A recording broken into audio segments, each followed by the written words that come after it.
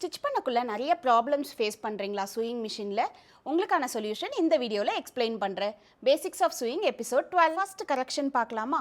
நீங்கள் இந்த bottom and top thread இருக்குல்ல, பாட்டம் பாபின் கேஸ்லேருந்து வர த்ரெட்டும் டாப்லேருந்து நீடலுக்கு வர த்ரெட்டும் புல் பண்ணி இழுத்து பார்க்கக்குள்ள ரெண்டுமே ஒரே டென்ஷனில் வரணும். ஒரு த்ரெட்டு டைட்டாக இன்னொரு த்ரெட்டு லூஸாக உங்களுக்கு வர மாதிரி இருந்ததுன்னா, இப்படி இழுத்து பார்க்குறீங்களா, அப்போ வர மாதிரி இருந்ததுன்னா எந்த த்ரெட்டு கூட எந்த த்ரெட்டோட டென்ஷனை மேட்ச் பண்ணணும்னு பாருங்கள். ஸோ பேசிக்லி என்னென்னா, ரெண்டு த்ரெட்டுமே டைட்டாகவும் இருக்கக்கூடாது, லூஸாகவும் இருக்கக்கூடாது. ஓரளவுக்கு ஒரு க்ரிப்போட இந்த மாதிரி மூவ் ஆகணும். ஸோ இப்போ நான் ஸ்டிச் பண்ணுறேன். ஸ்டிச் பண்ணும்போது மேக் ஷுரோட ஸ்டிச் லென்த் கரெக்டாக இருக்கான்னு பார்க்கணும். ஓகே, ஒரு ஃபேப்ரிக் ஏற்ற மாதிரி ஸ்டிச் லென்த் சேஞ்ச் ஆகும். ஒரு ஃபேப்ரிக்குன்னு சொல்கிறத விட நார்மலாக ஸ்டிச்சோட லென்த் வந்து 3 to 4 இன் பிட்வீன் இருக்கலாம், இல்லை 3ல் இருக்கலாம். பட் நீங்கள் இதுவே ஷிஃபான் ஜார்ஜெட்லாம் யூஸ் பண்ணுறீங்கன்னா உங்களோட ஸ்டிச் லென்த் வந்து 2.5 to 3 இன்ச்சுக்குள்ளே இருக்கலாம். அண்ட் தேர்ட் கரெக்ஷன் என்னென்னா, ஸோ இப்போ நான் ஸ்டிச் பண்ணக்குள்ளே எனக்கு ஸ்டிச் கரெக்டாக வந்துருச்சு.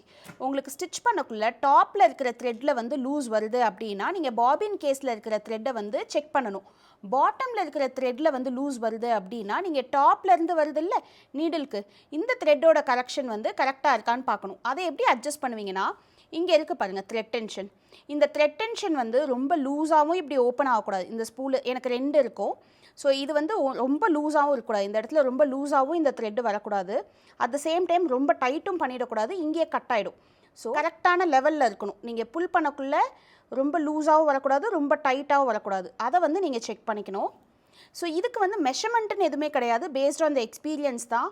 நீங்கள் ஸ்டிச் பண்ணக்குள்ளே அங்கங்கே கட் ஆகும்ல. இப்போ நான் உங்களுக்கு ஷேர் பண்ணுறதே என்னோடய எக்ஸ்பீரியன்ஸில் தான். இது ரொம்ப டைட்டாகவும் இருக்கக்கூடாது, லூஸாக இருக்கக்கூடாது. எப்படி சொல்கிறேன்னா, எனக்கு புல் பண்ணக்குள்ளே ஐ கேன் ஃபீல் இட், இது ரொம்ப லூஸாக வருதா டைட்டாக வருதான்னு. அதை பேஸ் பண்ணி தான் இந்த டென்ஷன், இந்த டயலை வந்து நீங்கள் வந்து அட்ஜஸ்ட் பண்ணணும். ஸ்டிச் ப்ராப்பராக வரலனா நான் சொன்ன இந்த 3 கரெக்ஷனை செக் பண்ணி பாருங்கள், டெஃபினட்டாக ஸ்டிச் ப்ராப்பராக வந்துடும். இதையும் தாண்டி உங்களுக்கு வந்து ட்ரபிள் ஷூட்டிங் பண்ணிக்கிட்டே இருக்குன்னா you have to call for a servicing person. ரொம்ப மினிமலான ட்ரபிள் தான் இருக்குது அப்படின்னா இந்த நான் சொன்ன 3 ஐடியாஸ் இருக்குல்ல, இந்த 3 ஐடியாஸை யூஸ் பண்ணி கரெக்ட் பண்ண ட்ரை பண்ணுங்கள். இதை மீறியும் உங்களுக்கு வந்து ப்ராப்ளம் வந்துக்கிட்டே இருக்குது அப்படின்னா டெஃபினட்டாக you have to take a service person help. உங்களுக்கு இந்த இன்ஃபர்மேஷன் யூஸ்ஃபுல்லாக இருந்திருக்கும்னு நினைக்கிறேன். Thank you. Happy chewing, keep learning.